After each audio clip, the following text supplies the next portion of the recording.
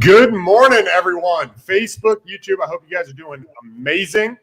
Today we got Marty, Grisanti, Ronald Walker, and we might have Gabe Rodarte join us here in a little bit. He's running a little bit late, but we're excited. I hope you guys are following us on YouTube. I hope you're following us on Facebook, our podcast, on iTunes and other places. Today, Marty, we are going to be talking about our cold call systems, what we've done to scale up cold calling and get successful, some tips, some of the tricks with cold calling, things to look out for, and how to really get started in the cold call game. Because, guys, real estate investing is about talking to individuals, right? It's about talking to people. It's about working out agreements. It's about coming to, deals with sellers and buyers and mobile home park owners and commercial buildings and everybody, right? So, Marty, how you doing today, man? I'm good, man. I'm doing real well. This is a great topic. It's, of course, top of my mind. Ronnie, Yep. You know that. It's important to our company. I know it's important to yours. And I think a lot of people are going to love this because they've heard of cold calling. I know some people were not even sure what cold calling is, but we've gotten a lot of feedback on cold calling, and today's the day that we really dive in. So I'm excited, buddy. Yeah, absolutely, guys. If you guys are watching, we get I get personally a lot of questions about what are we looking to do, right? Like, how do you set it up? Who should I call? What list should I pull? What do I say on that first cold call? Like, people, when they're reaching out, it's a lot from marketing, and then how do I actually accomplish it? These are, what's up, Mark? How you doing, man? Hey guys, how you doing? I get a lot of questions, bro. Like, I get just from how do you set it up? How do you be most effective? How do you delegate? And what that looks like. Because let's be real, like, talking to people, getting leads is one of the first steps. And sometimes it's the hardest thing to do, right? Like, it's the hardest thing to do. So again, we're talking about cold calling. So Marty, I want actually, Mark, I don't know how much cold calling you're doing, bro, but I'm glad you jumped on here because this dude is the system master in making sure that things get pushed through. And part of cold calling is the system creation. 100%. So Mark, how you doing, man? Why don't you give us a little intro, bro? Hey, I'm doing well. I'm doing very well. Cold calling. I have it really set up, automized, systematic for, mainly Podio for my VAs. So I have it set up in there. So when they, especially follow-up phone calls, and I mentioned this several times, like how many people you talk today, you pitch, about 70% of them, they don't move ahead, but 70% end up coming anywhere between 4 to 6 months. So we have to have a good system to follow up and cold call those leads back. So what we do is we just set it up for a long-term follow-up. And then on my in my Podio, every day it comes up as today's calls, and then just go ahead and call those callers back. That's really the good system how I do for my VAs. But yeah, cold calling is great. Also, I always tell people when you're getting ready to do cold calling is, pick up the phone and call a buddy first and warm up. It's just like, the professional, sports players, tennis players, basketball, they're always warming up before they start making those calls. So pick up the phone, call buddy, or if your buddies are all tied up, jump over onto like one of the, the FSBO websites and just call some sellers for sale by owner to warm up a little bit. That's awesome. So, all right, Marty. So cold calling, man, when you're jumping in, you're getting started and you're getting ready to reach out. I mean, why cold calling over other channels, right? Let's start there. Like, why would you decide to jump into cold calling, and why do you think it's most effective? Yeah, great question. For me and my partner, Matt, and our company here, cold calling was just natural to us because we had spent 8 years cold calling. So that's what we did. We were sales ninjas over the phone selling advertising. And if you know anything about selling advertising, nobody really wants it, right? So you really got to bang on doors and take a lot of no's to get to the yes. And that's where we got the aha to go, why don't we take what we're doing at our company where we were working and use this, because we had started real estate. We started doing real estate investing, started doing a little wholesaling, some flipping. We were buying some houses, but we didn't have our full bodies in the water. We wanted to just jump right in. So it was more of a, this is what we know, and we don't really know anything else, and we're decent at it. Let's just go right in and start this for just real estate 100%. But for us, we like to make sure that what's the best way or the quickest way, I guess, what's the most effective way to get in touch with the owner of the property. You could mail, you could text, but you could knock on doors. But what we found is that, taking that phone and picking it up and dialing and then getting that owner right then and there, we had a lot of success with. So that's why we started and continue to cold call. Dude, that's so good. I remember about 7 years ago, I was spending $2,000 a week on direct mail. And I mean, it just felt like writing this check. Another thing hits the credit card. Another thing hits the credit card. And yeah, you have stuff coming in, and the leads are really good from direct mail, but you call them and then people are, cussing you out, and you're like, yeah, I'm looking to sell, setting an appointment. And before you know it, $8,000 is gone, right? Before you have a deal. And then you might have 3 deals on the table and you sign them, and then it takes 30 days to close. And what happens is you're 2 months in and you're $20,000 out, and you might have 3 deals on the table, but you haven't realized any money, right? This literally this has happened to me a long time. So when I was thinking about it, when I first got into cold calling, I was not a cold caller. I did not want to do that, right? I was the opposite of you, bro, right? I was like, screw cold calling people. I don't want to get yelled at all day. And what I realized is once I skip traced numbers, right? I pulled addresses, which I was already doing. I was already paying money on data pulling. And then I was direct mailing them. But that was my only time touching base with them. So I decided, man, I need a way of lowering my cost and increasing my response. And what I realized is that cold calling is an investment in my energy and my team's energy. But if we increased from like a 1%, 2%, 3% response rate on postcards to like a 12% response rate when you talk to the people who answer and who you're working with from a cold call perspective. And we didn't have the reoccurring cost of having to mail the same guy 7 times at 39 cents a postcard or $1 for an actual letter that we were doing. And so when I started cold calling 7 years ago and I started adding that, I had to take the approach of, man, this is drastically lowering my cost per deal and the speed from when I spend money to when I make money. And so when I implemented it years ago, it was like, I have to figure this out so I can get from the time I spend money to the time I make money. I wanted to shorten that from 60, 75 days to under 25, right? And that allowed the money that I spent to get a return on that super quick. So man, I love that your story that you started in there. And I think all channels are good, but that's one of the things I learned in cold calling is, man, you get to spend money once on skip tracing for numbers, and then you can call that guy as many times as you want or that you're paying someone to do. And it's the cost effective side outside of texting, which I would say texting even costs more than cold calling if you're doing it yourself, because you got to pay per text message. But guys, it's a great way to do that. Mark, pull up that comment for us. No, it's somebody just listening to marketing. I'm trying to figure out how to remove it. Oh, okay. No worries. That's all it is. No big deal. Cool. So cold calling, I like to say, and Marty, I want to get your thing on this. It's kind of like the intro to becoming a salesman, right?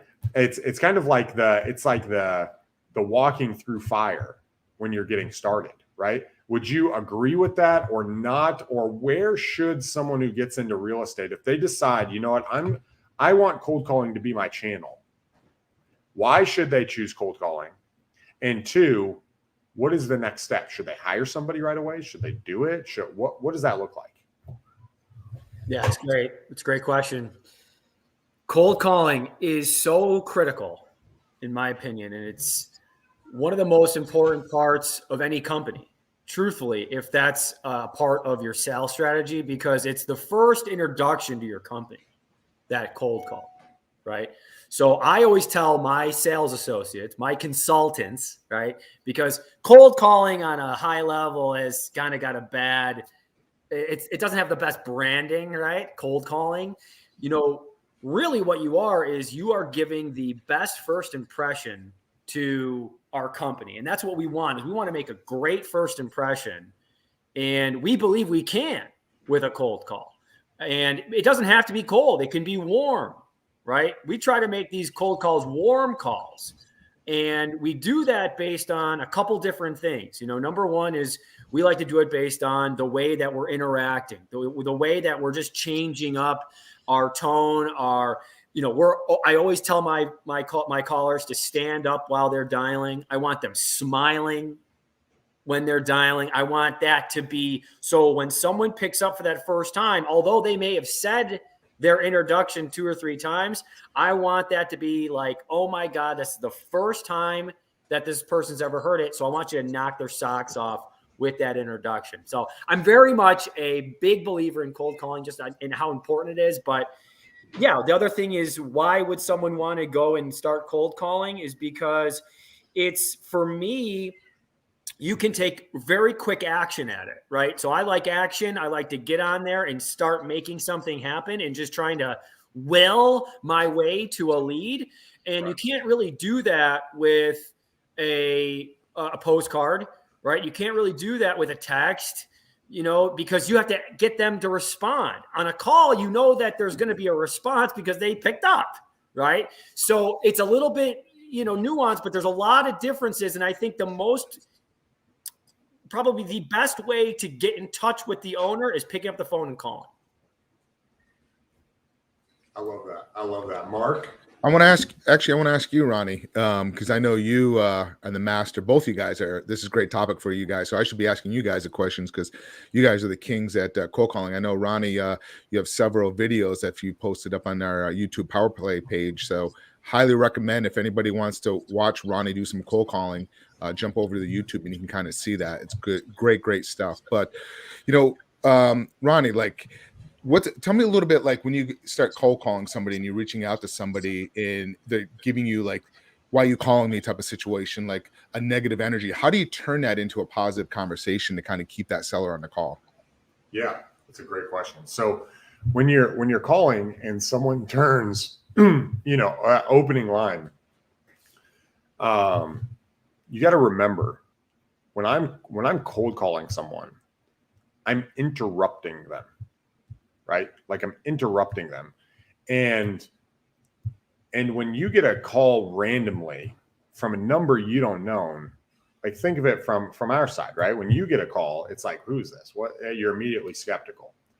And so when I talk to them, my initial goal is to tell them why I'm calling and disarm them, right? Hey, and people like their name. So the way that I do it is, hey, is this Jim? Right? Hey, Jim. Hey, is this Jim? Blah, blah, blah, whatever that looks like. And I try to address him directly. And then I tell him who I am. Hey, my name is Ronald Walker. I'm calling about your house. That's how I start everyone. That's how I train my cold callers to do it. Hey, is this so-and-so? Whatever name you see on the screen. I'm calling about your house. Okay, what's this about? Or, hey, I'm not interested. No problem. You don't want to sell? Nope. And you get off. Or, hey, would you be interested in selling that property? And I go right away. A lot of individuals want to explain why they're doing something instead of just getting to the point. I like to just jump to the point. People who tend to portray more confidence to the marketplace are people who don't explain themselves. So it's just, hey, Jim, this is Ronald Walker. I'm calling about your house. Okay, what about it? I was wondering if you'd be interested in selling that property. No. Okay. So you're saying you're not thinking about selling at all? Nope. Thank you so much. Have a great day. Right? If it goes positive, hey, Jim, this is Ronald Walker. I was calling about your house. Cool. 123 Main Street. I usually say the address. Would you be interested in selling that thing for the right price? Okay, cool. Do you have an asking price in mind? And you just lean right in, right? Hey, do you have an asking price in mind? No, I was hoping you'd make me an offer. Okay, cool. Why don't you catch me up to speed on what you've tried to do? And then you just open up that conversation and then you turn it into questions. here's the thing. Once you get past the introduction on the call, that first hump of the introduction, they're skeptical. There's a thing called RDRs. Okay. And RDR is what's called a reactionary defense response. Everybody's experienced this.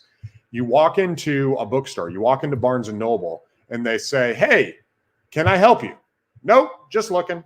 Right? It's a reactionary response. Even if you are there for a very specific reason, right? I'm getting this book. Where's this section? Your first response is reactionary.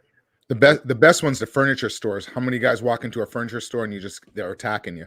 Right. Exactly. So you protect yourself. And that's what people are doing on cold calls too, is they're protecting yourself. So you just want to get over that initial hump. Once you get to the hump and you get over that with, "Hey, I'm interested in buying your property at blank," and they open up, then you have three things that you are doing from that point on.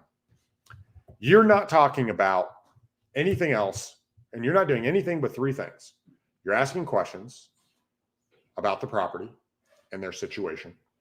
You are restating what they're saying. Okay. You're restating what they're saying. So if they're like, "Well, I've been thinking about," "Oh, it sounds like you've been thinking about this for a while," right? You're re-summarizing it so they hear that you're listening. And then the third thing is you're saying anecdotal stories. You're sharing stories on how to overcome their resistance. Those are the only three things you're doing. You're asking questions, you're re-summarizing, and you're sharing stories. And then all you're doing is asking, "Okay, cool. What would you sell it for? If I offered you $72,000, would you take that? Should we put this property under contract today?" Right? You're asking questions, you're summarizing what they say, and then you're sharing stories to get through resistance. And if you can do that, you can get yourself to a deal, or you can get your cold caller that you're training to get to the point where they can say, "You know what, Ronnie, you need to talk to Ronnie, or you need to talk to AKA acquisition manager. That dude's a freaking badass. All right. You need to talk to him because he does this all the time. So let me set you up with a call. And once I get a call set up, he's going to be able to help you be able to buy this property because I think he wants it." And then boom, they set it as a lead, but it's questions, it's summarizing what they say, and then it's quick stories. And that story could even be, "Hey, let me set you up for someone else." And then once you get there, that now is a lead. But those are the things you're doing from a cold call. And what I train my team, and when I hire cold calls directly, I do it. The other way is you can manage third-party cold callers once you understand what that looks like, and then you just communicate what you expect. Marty, I want to turn that over to you, man. On initial side, that opening line, getting over the hump. What do you do, bro? Yeah, and I think what Ronnie said is really good. You really want to ask questions once you get to that initial, right? But you're asking questions, and when you're restating or mirroring in a way, Ronnie also kind of mentioned this. In a way, you're labeling the problem that they may be having. Sounds like that's been a problem for you. So is that been causing any personal problems in your life, right? At this point, you can really, they're on the phone still, right? So once you get through that initial, they're on the phone with you, and it's you and them. It's completely your own conversation, and now you're in the mode of taking in information from them. So you need to be, number one, really just into listening on that point. So you got to be a really good listener. The best salespeople are the best listeners. So excellent, Ronnie. One of my things that we do is, and we don't like to overthink it, is we just like to call, and I'm assuming it's Bobby. "Hey, Bobby, it's Marty. How you doing?" Like I'm a long lost friend that they forgot about. "Hey, Mark, it's Marty. How you doing today?" "Hey, Mark, it's Marty. How are ya?" And I like to play around, right? It's cold calling. It's not rocket science. It's not brain freaking surgery. Have fun. Have a little fun while you're doing it. But yeah, I just make it real simple. I'm just assuming, "Hey, Bobby, it's Marty. How are ya?" Good. Marty, Marty with Upstate Home Buyers. I was just giving you a call about the property at 123 Main Street. I was just making sure. Is that still something you're interested in selling?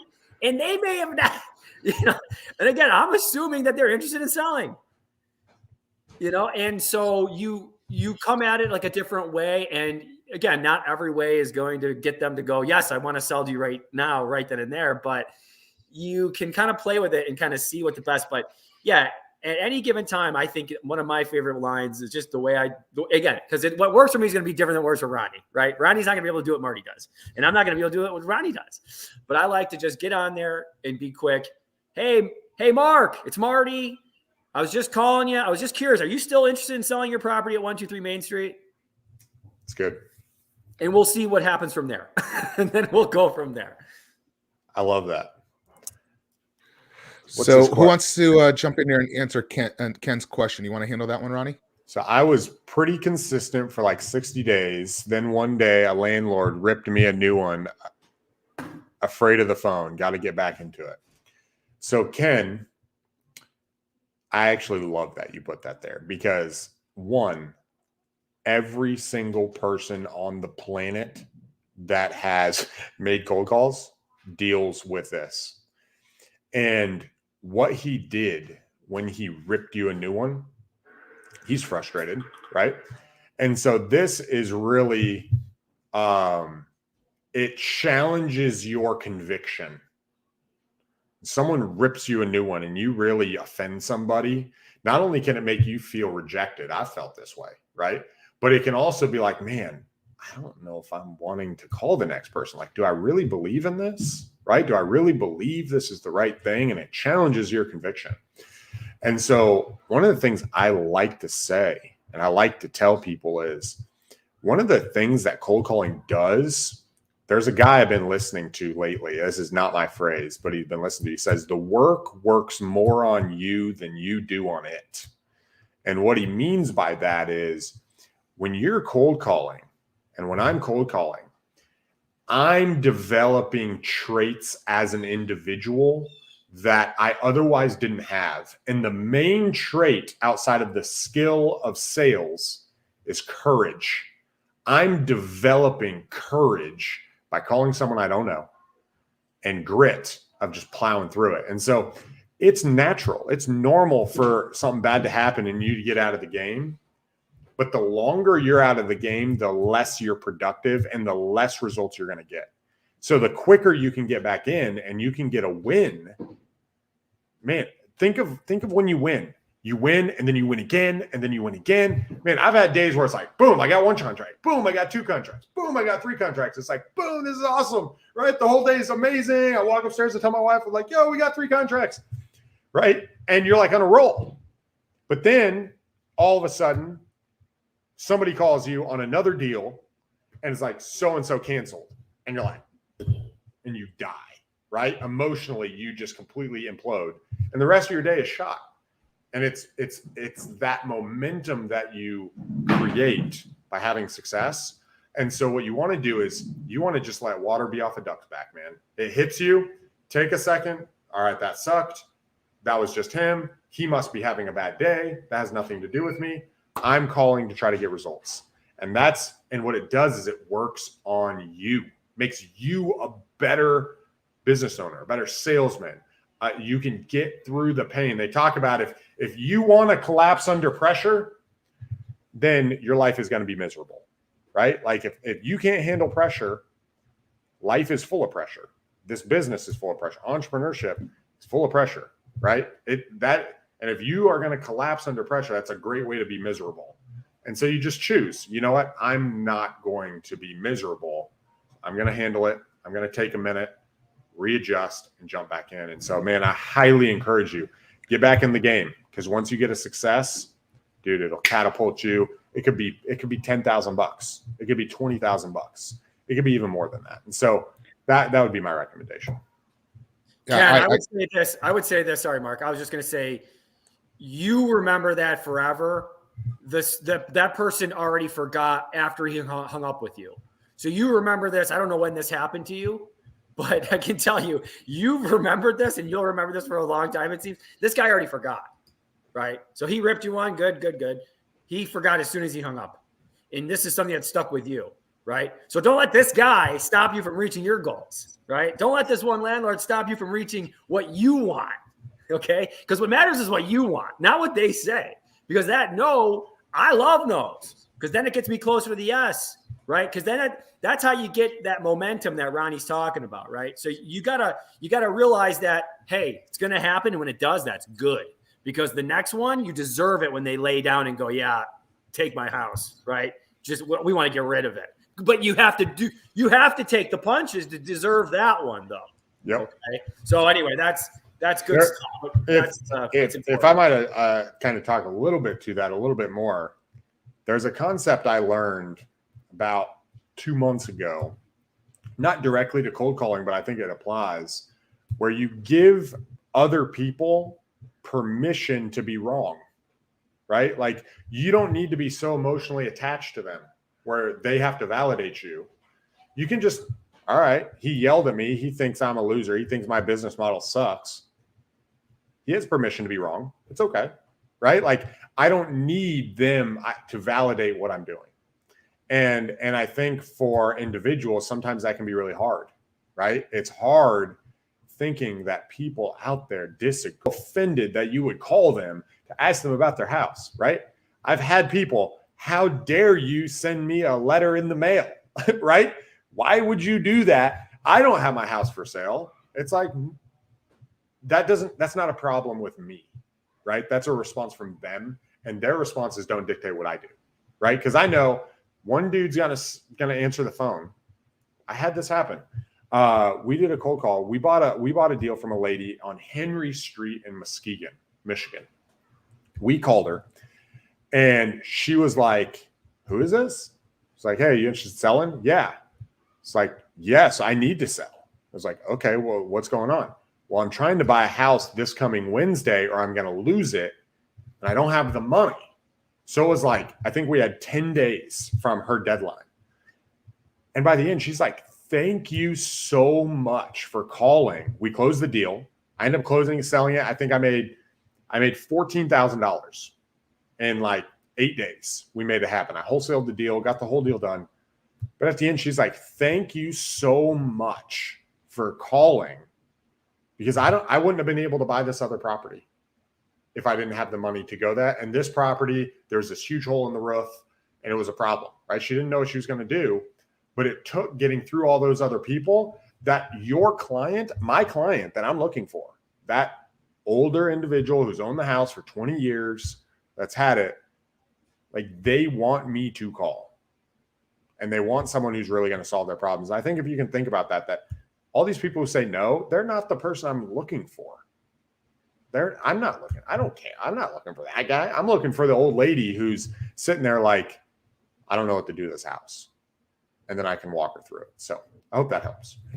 I just wanted to say something real there, Ken, also, is if you're not failing, you're not succeeding, you're not moving forward. So you have to look at failure as a learning experience. You're going to get to a point, even when you start getting past this and you're getting back on making calls, when you're going to send some offers out to somebody, you're definitely going to get some people yelling at you when some of these offers. So you just got to let it roll with you, and it's part of the game. So just it is what it is, and just take it, it's just move on to the next one. That's all it is, just as a numbers game. So, but I do want to ask Marty a question here. When you talk to people, when you're making cold calling, do you strictly stay on the business aspect of it, or do you get to know them a little bit on a personal level? Do you kind of go down that road? Talk a little bit about that. Yeah, absolutely. And part of it is, like Ronnie said, you want to get into the business right in the beginning, right? So as soon as they are even going to like open up about the property, then we can start asking the questions of the property. But what happens when you're asking the questions is you're building rapport. So people kind of talk about, I've had people reach out like, how do I build rapport? Like, how do I build rapport? Well, it's asking questions.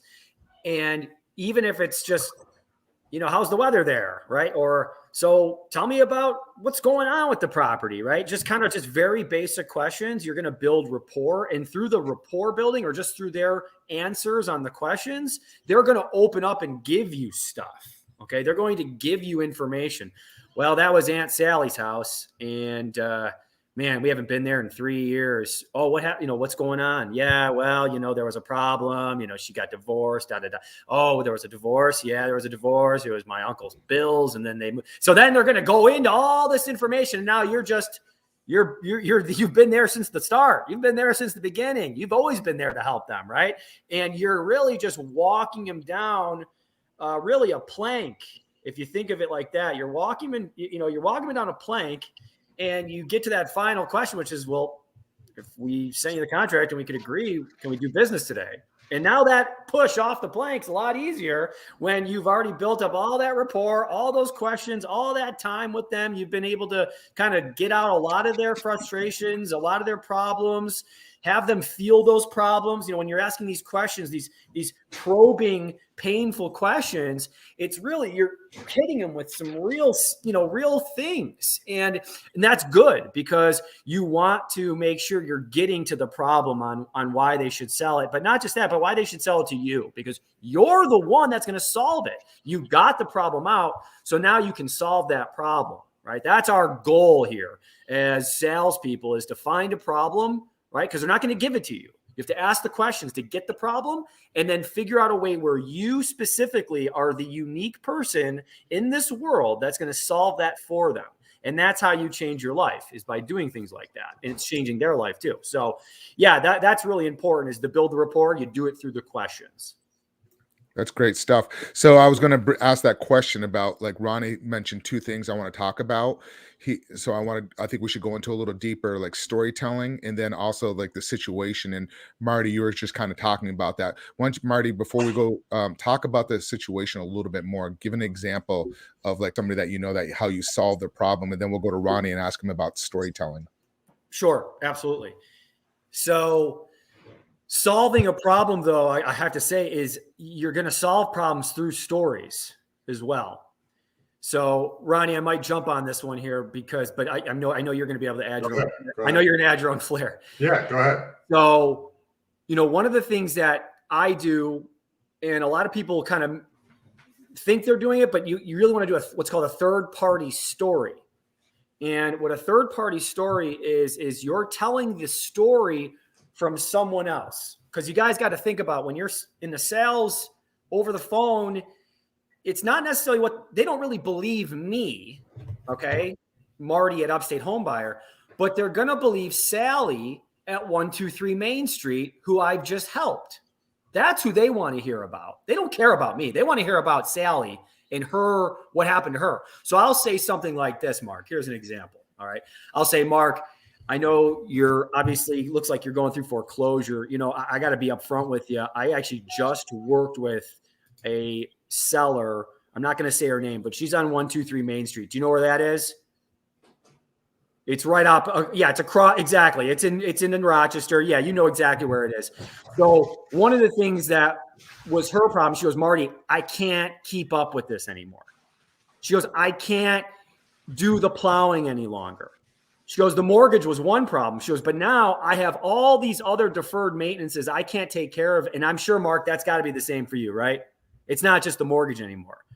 And so I am just relating that story to them because, again, they want to hear what's going on. Okay, you've already helped someone in this exact same experience. You've already done this before with somebody else. Awesome. So I know you're going to be able to help me. So I really like to use third-party stories. And it's like, and here's what she told me, Mark. She said, Marty, I am so done. See, I'm saying my name. So I'm saying my name because that's the third party. I'm talking out of my voice, but it's Sally who's talking.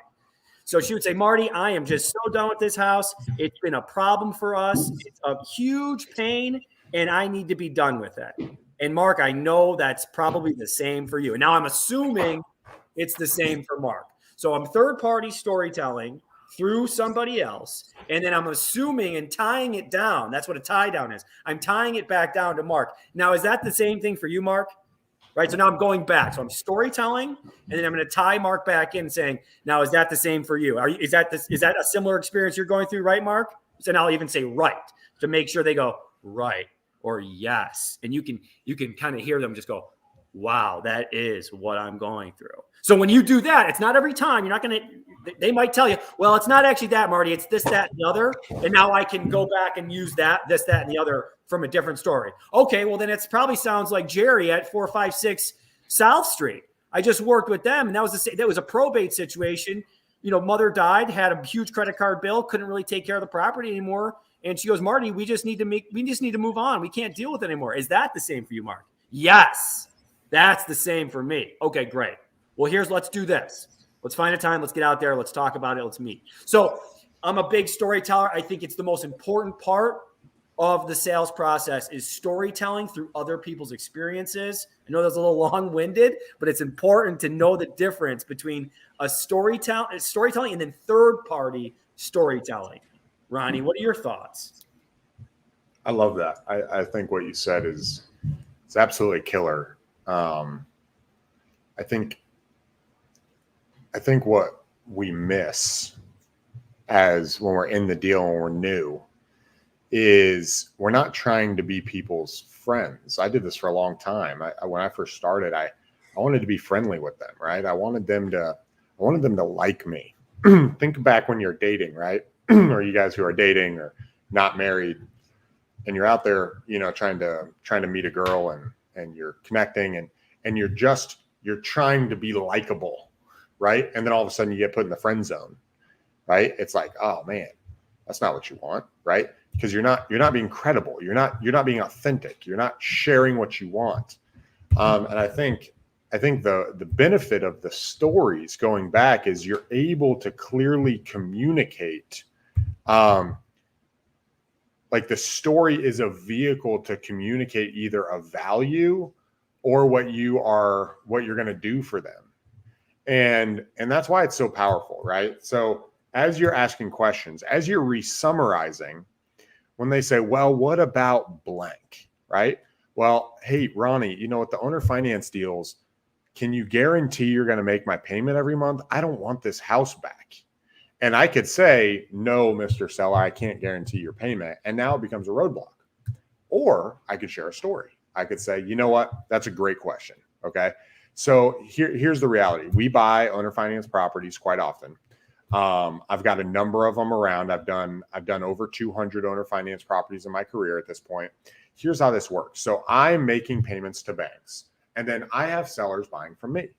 So here's what happens. Imagine that 150 of my people are at the Dallas Stadium and they're sitting at the Dallas game, and a comet comes out of the sky and it smashes into the stadium and it burns down and everybody dies. Okay. Well, now I've lost income on 150 houses. I am unfortunately not going to be able to afford making all those payments. And so I'm going to have to make some business and financial decisions, and I'm going to reach out and I'm going to try to figure out to work it out, and I'm going to make it work. But that is why I can't guarantee it, is because there's no way to predict a tsunami hitting the coast of California. And what it does is in their brain, they're like, oh, that makes sense, right? That's what they're saying. And you're like, so in all reasonable estimation, I'm going to make your payment, but I can't control the marketplace. And what you're doing is you're just answering their questions instead of saying a statement that a hole can be poked through. You're just painting a scenario. And I really like that side. So I think that's good. When it kind of circling back to cold calling and talking about that when we're dealing with people, Mark, did you have something? No, I think that was great stuff. You guys got right in there. Something I just want to kind of give a little bit how I do my cold calling and how it works is so. And Ronnie, you had said something earlier, and this is so key, and it really makes my cold calling so much easier. And somebody, I don't know who told me this, but you always want somebody to kind of if you can afford it. If you can't and you're new at it, it's kind of hard to do this. But I have a VA, and I have somebody speak to the seller first and get some basic information. And with Mark, he's been doing this, in real estate banking since 1995. He knows exactly, just like what Ronnie was saying. You're almost like your own employer, your own VA is actually almost setting up like a referral for you. How many times have you talked to somebody looking for a handyman or something, and you've always gone with somebody that's a referral because they talk highly of it? It's the exact same process when you're doing cold calling. If you're a VA or you have somebody there that's making you sound like you know what you're doing, which you do, it really makes it so much easier. And then what I also do is we also use Calendly link. So we go ahead and they set up a time. Okay, Mark, what's a good time for you, Mr. Seller? When can Mark call you back? Okay, 6 p.m. tonight. Okay, perfect.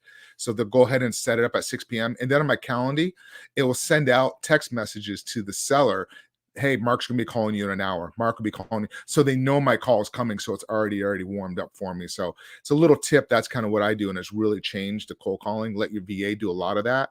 And hey, VAs, they take punches as well. So that's part of the game. But great stuff on that. What about the sellers? You guys talk about also finding out the situation. Like, how do you feel about sellers? I'm going to go back to Ronnie on this one, with the sellers holding their cards, trying to get them to open up. Because a lot of times, in the first phone call, they're not really telling you the truth of really why they need to sell. That's a great question. I think my response in the past, let me put it that way. I don't know everyone's response. My response in the past was to try to explain why I'm looking for information, right? Like, hey, can you do this, or where are you at? And then you kind of avoid what the real issue is or the real question.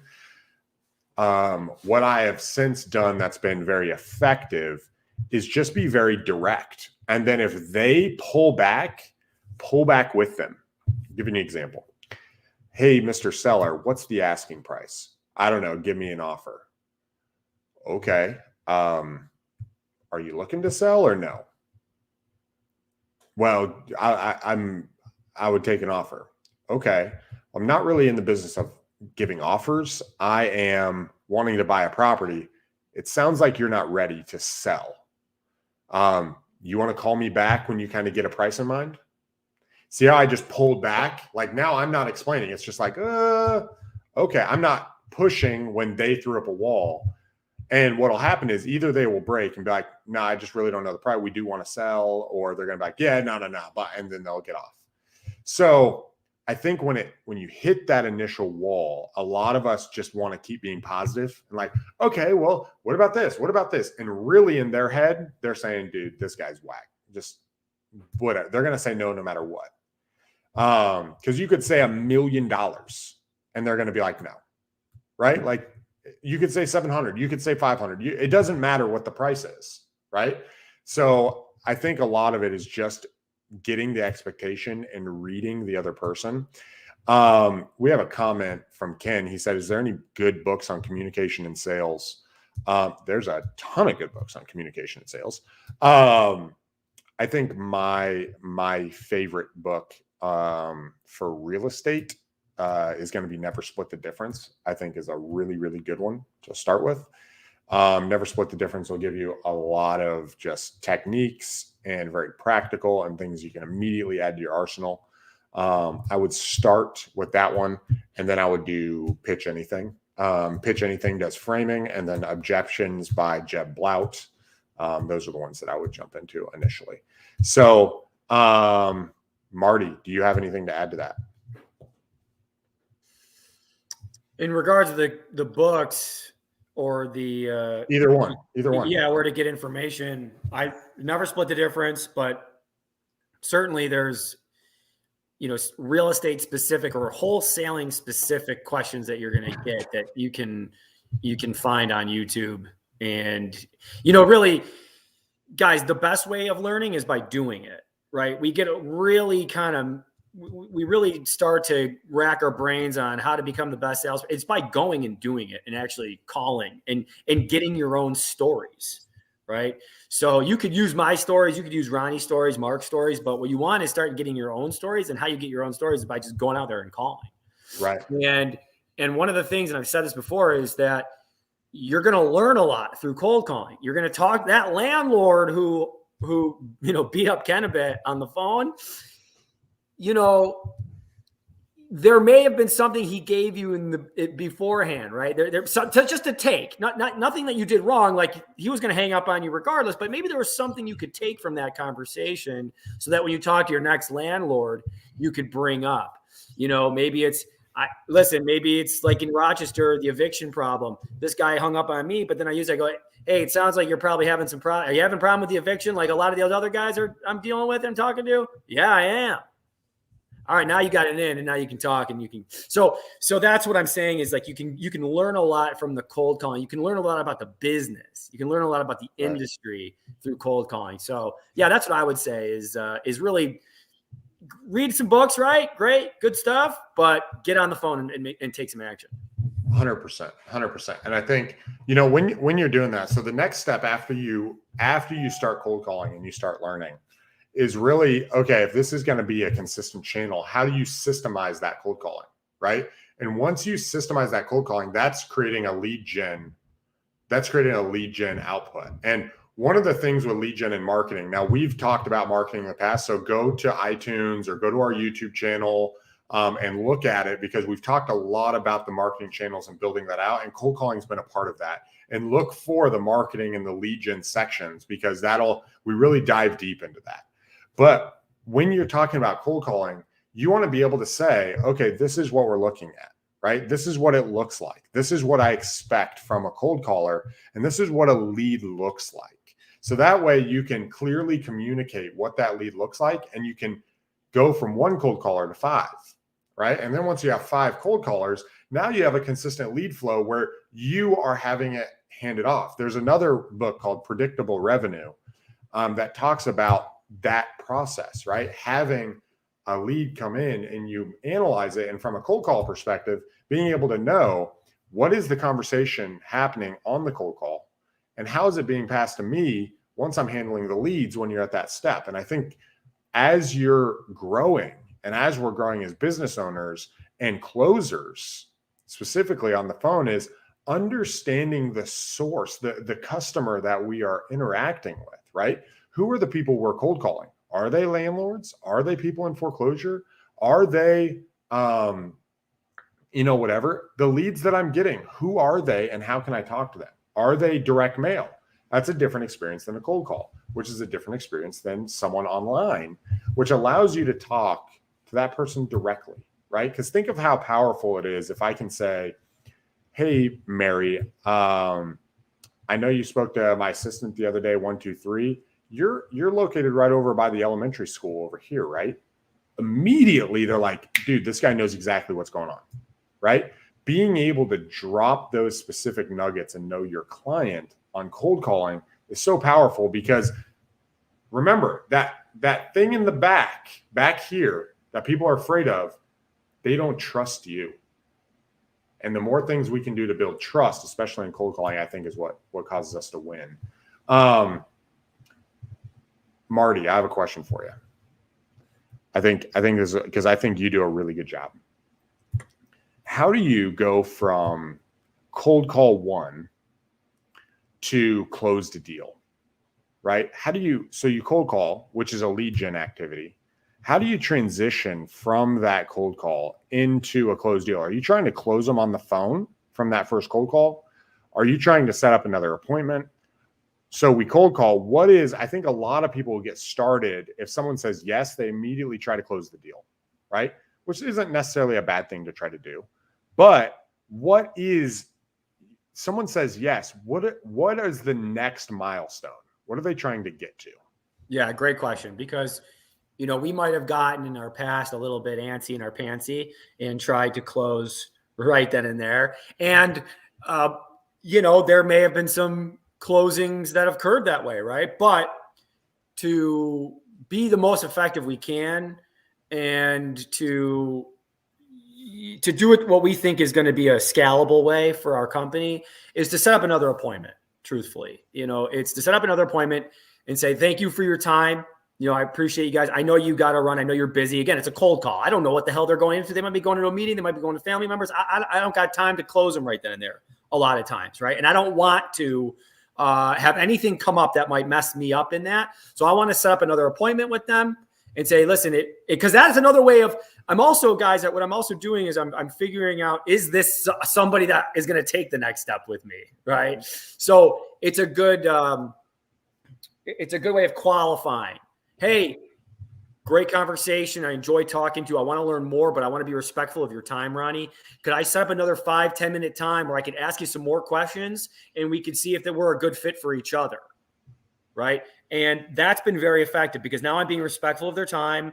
And I also know if they say yes, that there is a pretty solid interest. In that first one, they could have just been nice to me, right?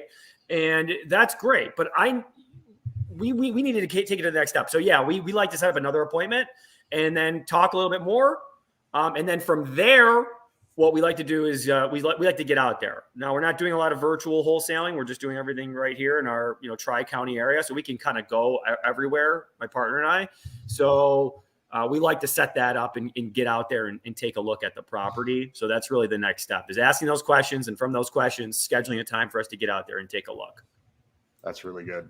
That's really good. Great stuff. Great stuff. I do the same thing what Marty does. Hey, I'm going to get with my partner and we're going to do some due diligence on it and see if it's going to be a good fit for us and for you as well.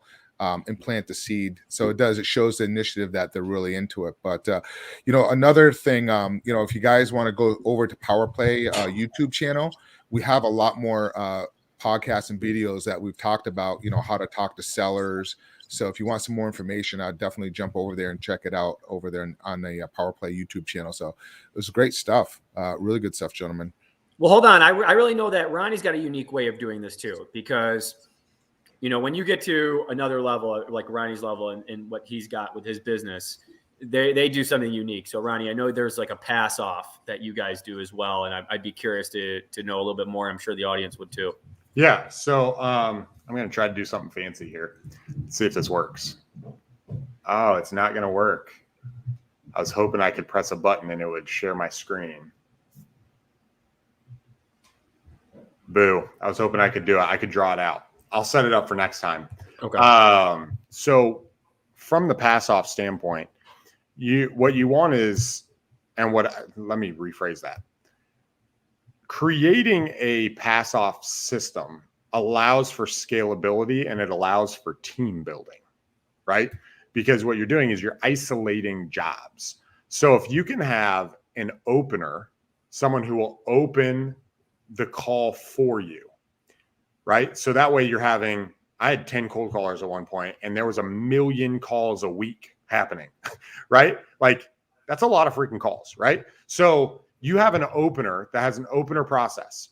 Now that opener process, what that allows you to do is it allows you to set up and have a handoff to someone whose job is just to close down the deal. And it creates a predictable cycle because it's like, okay, I have 10 cold callers. I'm going to get 2 to 4 leads a day per cold caller. Okay, sweet. So if I have 10 cold callers, I'm going to get 30 to 40 leads a day. Okay, well, I know that we as a company have to talk to 45 people before we get a deal. Okay, cool. So that means I should be getting a deal every other day, right? If the leads are good. And if I'm not, I can readjust and tighten up my lead process, try to get better quality or work with my callers. So what you're doing is on stage 1, it's outreach. And outreach is to get to I'm interested. And then someone takes it from I'm interested to later. And that's how you remove yourself, right? You create the system. It's like, okay, I'm making this many calls a week. All right, let me put somebody else to make that many calls a week. I'm going to step down and I'm going to close their deals. So now they're doing it. I'm going to hire 10 of them. Okay, well, now I have too many leads for me to be able to close. Let me hire an acquisition manager to close the leads. Okay, cool. Boom. Now I got leads coming in. Boom. I got an acquisition manager and me are closing leads and I'm selling properties. All right. Let me get another acquisition manager up. Okay. Now how do I train that acquisition manager? And now you can focus on training. And that's how you can work your way out in a predictable way because your numbers haven't changed. Because if your numbers drop, you step back in, you're not just done. Right. And you can keep doing the process over and over again. So a lot of people just want to get out because they don't want to do the work. Don't do that. Delegate the work. What do we got here? So, Josh B, my man. Josh, I hope you're doing great, bro. Ronnie, maybe you could do a video of what you're and put it on the Power Play YouTube channel of what you're describing. Because if anybody's listening to this like on iTunes or something, and you want to see the diagram, maybe Ronnie can do a video and post it over there afterwards. Yeah, I think that's I'd love to do that. So what's this question? And we're coming up. Josh, we'll do this, I think. So do you find yourselves coming up against time crunch for the second appointment with people that have spoken to others and may have another offer? If so, what do you do to mitigate that, or do you pass on it? I actually don't pass on other offer, like people who say they have other offers. I dig in and ask them why they haven't taken it yet. So I try to dig in and I try to really I kind of push them away slightly, and then I pull them. Hey, what are you trying to do? Right? Why haven't you taken the other offers yet? Okay, what are you looking at? All right, I might not be the best guy, but if I was in your situation, this is what I would do if I was you. What are you hoping to accomplish? How are you going to make your decision? And then I try to work as a counselor on them, Josh, and reach out to me. I can do a video on that, right? How to do it when they have multiple offers on the table. And a lot of it has to do with rejecting them initially, and it makes you more attractive. All right, guys, we're coming to the end. We talked about cold calling today. We went over all the details. We talked about creating a system. We talked about actually talking to those sellers. We talked about outsourcing that to other VAs or other members and how to build out a system of cold calling. If you guys have other questions to dig in deep, send those questions into us. We want to, this is really just an intro to cold calling. We can go multiple sides if you guys want to see that. Just send the questions to us. We can talk more about it. We also, as Mark mentioned earlier, we're on our YouTube. We also have the podcast. So feel free to do that. We come to you guys every Tuesday. We'd love to answer your questions and deal with that. But until next Tuesday, guys, have a wonderful week. Peace.